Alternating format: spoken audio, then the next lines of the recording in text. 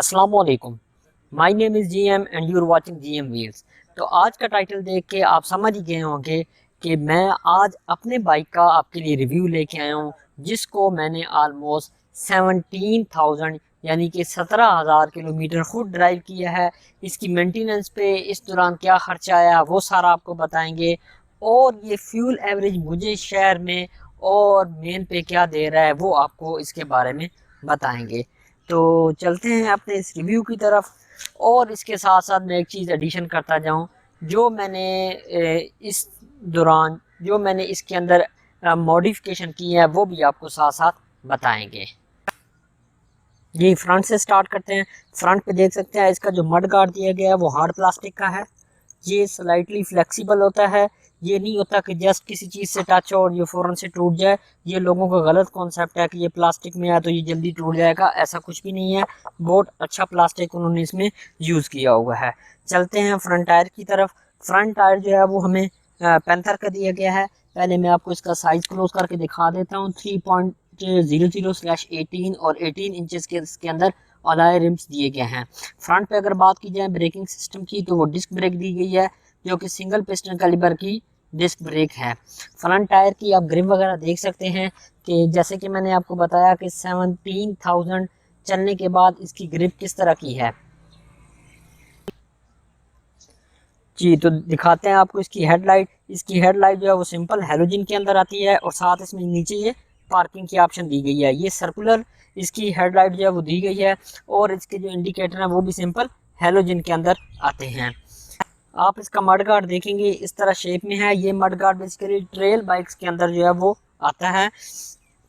इसमें एक चीज़ जो है वो बाकी YBR से हट के दी गई है, जो इसकी सस्पेंशन है इसके अंदर टेलीस्कोपिक है, उनके अंदर भी टेलीस्कोपिक होती है। डिफरेंस ये है कि इसके टेलीस्कोपिक के ऊपर उन्होंने रबड़ चढ़ाया हुआ है। उसकी रीज़न ये है, जो इसका मड गार्ड है जो कि ट्रेल बाइक की तरह होता है, तो इसके अंदर जब एयर जाती है, एयर इसके अंदर से ऐसे पास होती है तो वो सस्पेंशन को गंदा ना कर दे, उसकी वजह से सस्पेंशन जल्दी जो है वो ख़राब ना हो जाए, इसलिए उसके ऊपर ये इस तरह के जो है रबड़ चढ़ाए गए होते हैं। जबकि जितने बाकी YBRs हैं किसी के अंदर इस तरह का नहीं दिया गया। फ्रंट से आपको मैं एक दफ़ा दोबारा इसकी लुक दिखा देता हूँ ओवरऑल बाइक की।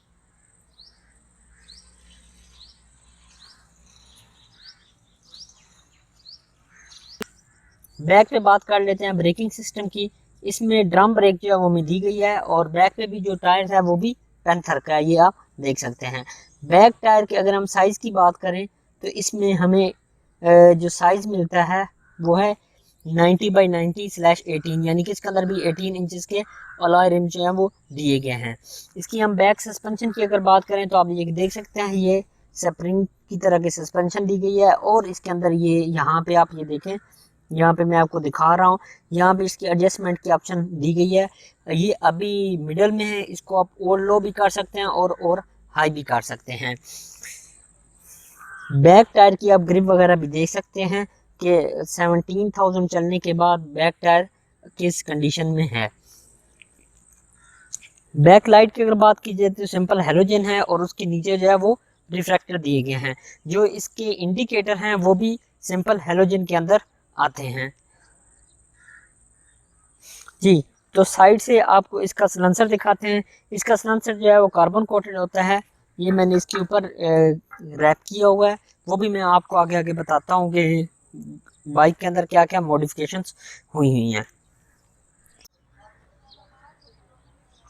जी तो चलते हैं इसकी मीटर की जानिब। इसका मीटर हमें फुल ऑप्शन के साथ आता है, बट एनालॉग है, डिजिटल नहीं दिया गया। ये आप देख सकते हैं, इसमें पास स्पीडोमीटर दिया गया है। ये ट्रिप मीटर है, यहाँ से आप इसको अपनी मर्जी से ट्रिप कर सकते हैं, अपनी एवरेज फ्यूल एवरेज चेक वगैरह करने के लिए, या अपनी ऑयल की रीडिंग याद करने के लिए आप इसको कर सकते हैं। जैसे कि मैंने आपको बताया था ये 17,000 चला हुआ है, तो ये देखें 17,312, यानी कि 13,312 किलोमीटर अभी तक ये चल चुका है। ये इसकी फ्यूल गेज दी गई है। यहाँ पे इसकी RPM मीटर जो दिया गया है, गियर इंडिकेशन यहाँ पे दी गई है। ये देखें, मैं इसको ऑन करूँगा तो इसमें ये डिफरेंट इंडिकेशंस हैं। ये न्यूट्रल की लाइट है, ये साथ इंडिकेटर्स की लाइट है, ये आप देख सकते हैं इसमें, और ये साथ इसकी हाई एंड लो बीम की लाइट है। ये देखें, ये ब्लू हो लिया है स्लाइटली, ये देखें। अभी चूंकि दिन का वक्त है इस वजह से ये आपको क्लियर नहीं नज़र आ रही। राइट साइड की ग्रिप की बात करें तो राइट साइड पे हमें सेल्फ स्टार्ट की ऑप्शन दी गई है, साथ पार्किंग और साथ हाईलाइट की ऑप्शन जो है वो दी गई है। ये अब मैं आपको क्लोज करके दिखा रहा हूँ, ये पार्किंग है और साथ हाईलाइट की ऑप्शन जो है वो दी गई है। उसी के साथ साथ फ्रंट पे जो डिस्क ब्रेक है उसके लिए ऑयल दिया गया है, जबकि लेफ्ट साइड पे ये हॉर्न की ऑप्शन हमारे पास है और इसी तरीके से इंडिकेटर्स हैं, ये ऑटो इंडिकेटर्स होते हैं और हाई और लो बीम की हमारे पास ये बटन दिया गया है। किसी तरह का हमारे पास यहाँ पे पास या डिपर की ऑप्शन नहीं दी गई। ये चूंकि प्रीमियम मॉडल है इसमें देनी चाहिए थी बट उन्होंने नहीं दी थी। जी चलते हैं इसके टैंक की जानिब। इसके टैंक के अंदर 13 लीटर तक पेट्रोल आ सकता है, 2.6 लीटर ये रिजर्व रखता है। अगर इसकी एवरेज की बात करूं तो शहर के अंदर ये मुझे आलमोस्ट 40 से 45 की एवरेज देता है और मेन पर इसने जो मैक्सिमम मुझे एवरेज दी है वो 51 पॉइंट समथिंग है। जी 51 पॉइंट समथिंग इसने मुझे एवरेज मेन पे दी है। एक चीज़ यहाँ पे क्लियर करता चलूँ, आपकी ड्राइविंग हैबिट, आप एक्सीलेटर ज़्यादा दबा के चलाते हैं या स्लो चलाते हैं, किस तरह आपकी ड्राइविंग हैबिट किस तरह की है। और मोस्ट इम्पोर्टेंट जो मैंने नोट किया है YBR के केस में, अगर आपने एक फ्यूल पंप जो है वो अच्छा चूज़ किया हुआ है और कंटिन्यूस उसी से ही डलवाते हैं तो आपकी एवरेज बहुत अच्छी आएगी। एक और चीज़ इसमें एडिशन करता चलूँ, ऑलमोस्ट सभी बाइक्स के अंदर एक चीज़ कॉमन है, वो ये है कि अगर आप टैंकी फुल करवा के रखें तो उसकी एवरेज और बेहतर आती है। आई डोंट नो कि इसके पीछे क्या लॉजिक है बट इसके अंदर ये होता है। एक चीज़ मैं आपको इसकी दिखाना भूल गया, वो थी इसकी की। ये मैं आपको इसकी की दिखा देता हूँ जी, देखें जी। दूसरे जो होंडा के बाइक्स हैं उससे ऑलमोस्ट उस जितनी है, बस ये है कि ये थोड़ी सी लेंथ में लंबी है, बाकी जैसे कन्वेंशनल कीज होती हैं वैसे ही इसकी की दी गई हैं। ये आपको मैं क्लोज करके दिखा देता हूँ। बैक सीट की अगर बात की जाए तो काफ़ी कंफर्टेबल सीट है, ठीक है, आप देख सकते हैं। ये भी मॉडिफाई हुई है, वो मैं एंड पे आपको मॉडिफिकेशन के बारे में बताता हूँ। जी तो इसका आपको मैं चेन कवर दिखा देता हूँ। ये भी हार्ड प्लास्टिक के अंदर हमारे पास दिया गया है, ये आप देख सकते हैं, ठीक है जी। इसकी फिनिशिंग वगैरह आप देख सकते हैं कि इतना अर्सा चलने के बाद कि थोड़ा बहुत बाइक गंदा ज़रूर लग रहा है, क्योंकि जब भी रोड पे बाइक नहीं आना है तो बाइक नहीं चलना है तो बाइक नहीं गंदा तो होना ही होना है। बाकी आप इसकी, मैंने आपको पहले भी बैक टायर की ग्रिप वगैरह दिखाई, अभी भी आप देख सकते हैं। इसके आप शॉक देख सकते हैं, यहाँ से आप इसको एडजस्ट भी कर सकते हैं, इसकी हाइट को एडजस्ट भी। अभी ये मीडियम पे है जैसे कि मैंने आपको पहले बताया, इसको आप हाई या लो दोनों पे कर सकते हैं। तो चलते हैं मेन इसकी इंजन की तरफ। जी इसके अंदर हमें 124 सीसी यानी कि 124 सीसी का इंजन आता है जो कि 125 कैटेगरी के अंदर आता है। ये कार्बोरेटर बेस है जो कि बटरफ्लाई कार्बोरेटर है। कार्बोरेटर की भी मैं आपको लुक दिखा रहा हूँ, ठीक है जी। अगर हम इसकी हॉर्स पावर की बात करें तो ऑलमोस्ट 10.6 bhp की हॉर्स पावर जो कि 6000 आरपीएम पे देता है। और अगर हम इसकी टॉर्क की बात करें तो 10.6 टॉर्क जो है न्यूटन मीटर टॉर्क जो कि 4000 आरपीएम पे हमें प्रोवाइड करता है। इसके अंदर 5 गियर्स आते हैं जो कि रिटर्न शिफ्ट के साथ हैं। ये मैं आपको क्लोज करके दिखाता हूँ, ये देखेंगे, जिसका मतलब ये है कि पहला गियर आगे लगता है, बाकी 4 के पीछे लगते हैं। न्यूट्रल करने के लिए सेकंड और फर्स्ट के दरमियान आपको प्रेस करना पड़ता है, वो उसने इंडिकेटर भी दिया है।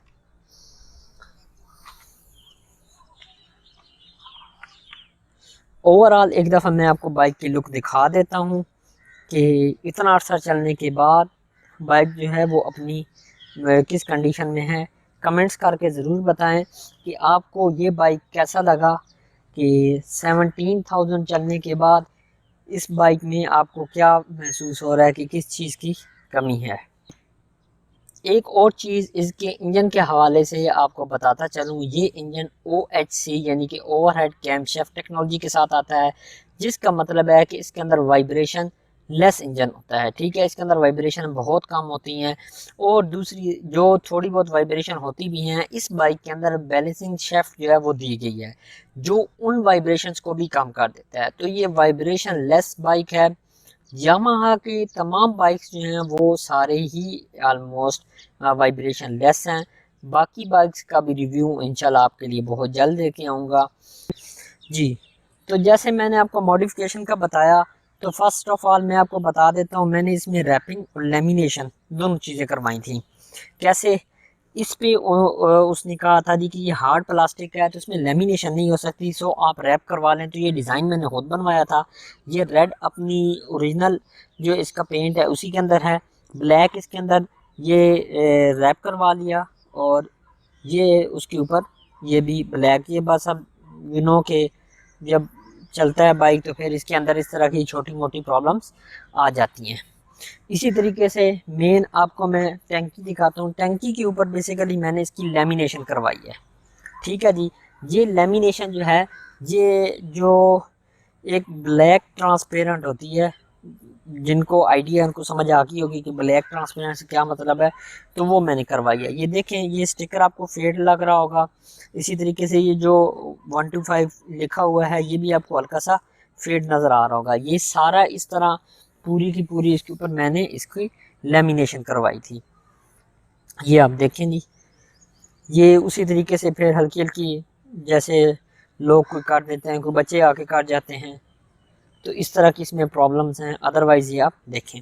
इसी तरीके से इसके हम टापे की बात करें, जिसको साइड कवर कहते हैं और आम हमारी लोकल मार्केट में टापे कहते हैं, इसके ऊपर भी उसी तरह की ब्लैक कलर की जो है वो ट्रांसपेरेंट लेमिनेशन हुई है, जिसकी वजह से ये यामाहा जो इसका स्टिकर दिया गया है वो भी फेड आपको नज़र आ रहा होगा जी। तो फ्रंट से मडगार्ड हो गया, टैंकी होगी इसकी, इसके ये जो विंग्स हैं इन पे भी लेमिनेशन करवाई गई है। ये आप देख सकते हैं, ये इस तरह एक लाइन सी बन के आ रही है, जो कि इसकी खूबसूरती में मज़ीद इजाफा कर रही है। ये इस तरह दोनों साइडों पे, मैं आपको दूसरी साइड पे भी दिखा देता हूँ। ये आप देखें, इस साइड पे भी ये ऐसे ही बन के आ रही है। और इसी के साथ साथ जो इसके साइड कवर जिनको टापे कहा जाता है, उसके ऊपर भी जैसे मैंने आपको बताया कि ब्लैक कलर की जो है वो ट्रांसपेरेंट लेमिनेशन की गई है। इसी के साथ साथ ये जो इसका फ्रेम आ रहा है पीछे तक दोनों साइड से, दूसरी साइड से भी मैं आपको दिखा देता हूँ। ये देखें, इस पे भी उसी तरह की लेमिनेशन जो है वो की गई है। जबकि जो इसका सलेंसर है उसके ऊपर टू टोन के अंदर इसके ऊपर रैप जो है वो किया गया है। ये देखें, black and red and black, ठीक है जी। ये हल्की सी टचिंग हुई थी तो तब उसमें ये डैमेज हो गई थी। ये तो थी लेमिनेशन से रेलेवेंट या फिर रैप से रेलेवेंट जो है, जो इसमें मैंने इसको मॉडिफिकेशन करवाई है। ये मेरी तब आलमोस्ट 2500 ₹2500 की हुई थी। अब और इसमें क्या मॉडिफिकेशन हुई है, उसके अंदर एक ये सेफ्टी रॉड है, ठीक है जी, ये खुद से लगवाया गया है। उसके अलावा ये फुट पैड है, जो पैसेंजर होता है उसको काफ़ी इजी रहता है। इसी तरीके से इसकी लुक को भी बहुत ज़्यादा खूबसूरत बनाता है, और बहुत ही ज़बरदस्त ये एक चीज़ है। ये बैक इसका जो मड गार्ड दिया गया है, ठीक है जी, ये भी मैंने बाद में लगवाया। जो YBRs के बारे में जानते हैं उनको पता होगा, ये कंपनी फिटेड नहीं आता, ये बाद में ही करवाना पड़ता है। इसी तरीके से मैंने आपको सीट का भी बताया था। ये सीट लग रहा है ऐसे ही कि जैसे जेन्युइन है, बट ये खुद से बाद में करवाई गई है। तो अगर आप विलिंग है ये जानने के लिए कि ये मॉडिफिकेशन कहाँ से होती है, स्पेशली सीट के बारे में, तो नीचे कमेंट करें और उसमें मैं आपको इनका एड्रेस वगैरह मेंशन कर दूंगा। ओवरऑल अगर बात की जाए बाइक की मॉडिफिकेशन में, इंक्लूडिंग रैपिंग और ये सारा कुछ, तो ये आलमोस्ट मेरा 10,000 जो है वो इसमें लग गया अभी तक, जो मैंने इसकी ये सारी मॉडिफिकेशन सारी करवाई है।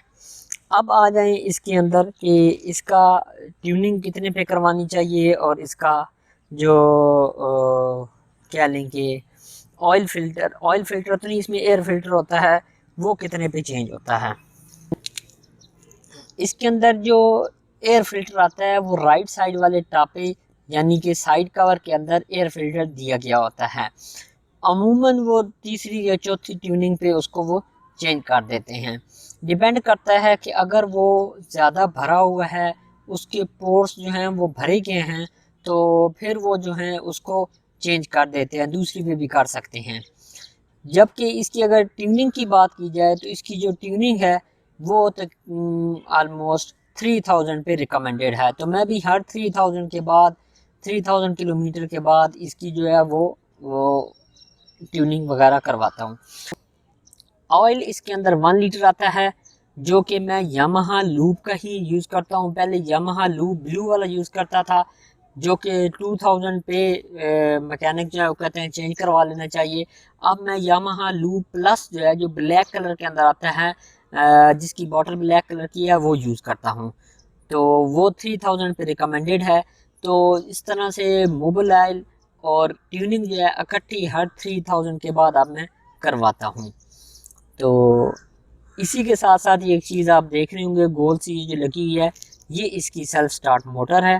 तो एक दफ़ा मैं आपको इसका साउंड चेक करवा देता हूँ और इंशाल्लाह फिर हम इसकी एक शॉर्ट सी टेस्ट ड्राइव भी करेंगे और इसकी बात करेंगे सस्पेंशन के बारे में। जैसे कि मैंने आपको दिखाया कि इस बाइक के अंदर सेल्फ मोटर लगी हुई है, ये सेल्फ स्टार्ट के साथ आता है। तो अभी हम इसका साउंड सुनते हैं और साउंड सुनने के बाद एक हम इसकी शॉर्ट सी एक टेस्ट ड्राइव करेंगे, जिसमें मैं आपको इस बाइक की सस्पेंशन और इसकी स्टेबिलिटी के बारे में बताऊंगा। तो एक दफ़ा हम बाइक को ऑन कर लेते हैं जी। बिस्मिल्लाहिर्रहमानिर्रहीम।